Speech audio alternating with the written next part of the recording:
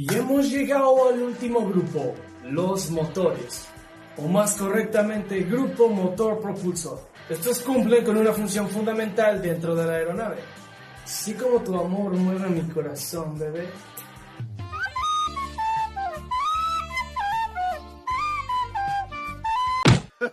Estos son los responsables de desplazar a las aeronaves y así lograr que despeguen.